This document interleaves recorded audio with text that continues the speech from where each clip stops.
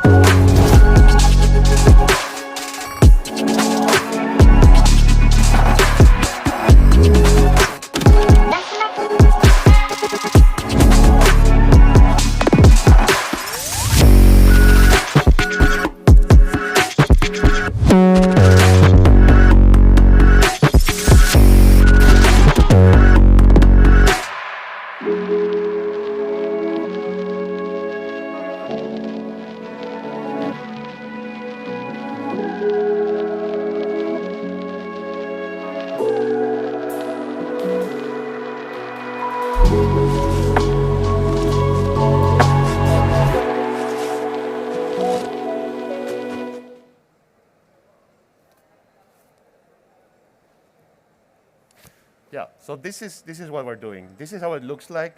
So this is what the guy inside the factory and the private network operator will see.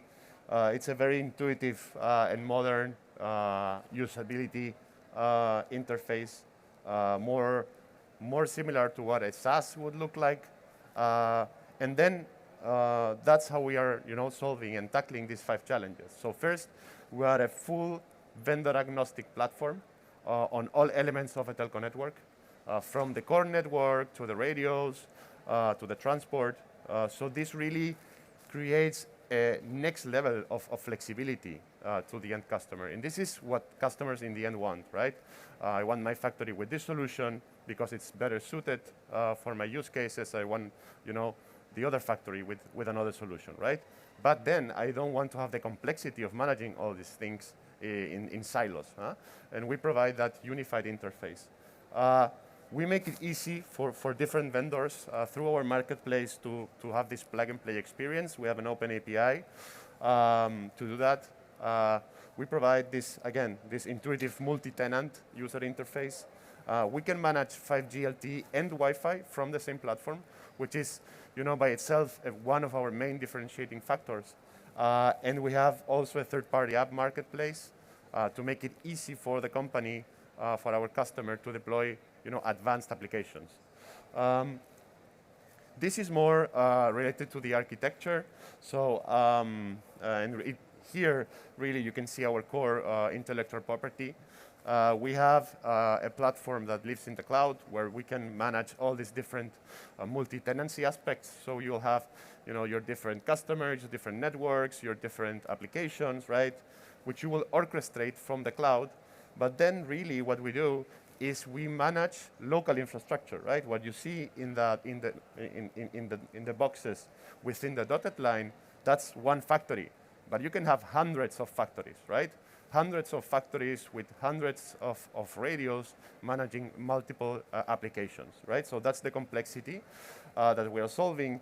Plus, we provide the customer advanced features, which is what we call the hyper-slicing, which is basically creating a specific highway inside the factory for a specific use case. Imagine you have your AGVs, your robots, right, moving around the factory. So you will create a specific network for that application with a specific SIM card. So all the traffic, gets really isolated. And we can do that by, just a few clicks. And that's really the power of what we're building. This is what a deployment looks like. So what I wanted to show with this is that we are managing different vendors, in a complex setting. For example, in here, which is the network that we have deployed in Barcelona, we have the servers are from Supermicro. We're using an open source core network, which also makes it, easier for us to push down the TCO of the solution. Then we're using a French vendor on the virtualized RAN. We're using a Chinese vendor on the radios, plus a Spanish vendor on the Wi-Fi. So really what we're trying to do is to create a channel, a go-to-market for these innovative new alternative vendors that are growing in the emerging 5G ecosystem. But avoiding all the complexity, making it easy for them. This is what we have done recently here in Barcelona, in Valdaura. So it's a rural farmhouse about 25-30 minutes away from Barcelona. We deployed there a fully standalone 5G private network. I can say that we are one of the probably few that have deployed this type of networks, this type of architectures in Spain so far. We did that at a very low cost. We used a disaggregated vRAN using also open source 5G core network. Again, fully standalone, not the non-standalone version that telcos are deploying in Spain. We made this for about 20K, which is significantly cheaper if you compare it to other solutions in the market. And we got excellent performance. I mean, we got at the 40 megahertz channel, we got 200 megabytes downlink, 20 megabytes down uplink, and with a 25 millisecond latency. You know, this is in the rural area outside of Barcelona, and with an endpoint in the in a data center in Barcelona, we got 25 milliseconds of latency. So this is something that you can achieve with this type of architectures and with a 5G standalone architecture. So we're very happy with the results. We're bringing customers to the Masía, and we're starting to push our product over the next few months here in Spain, in the UK, and in Germany.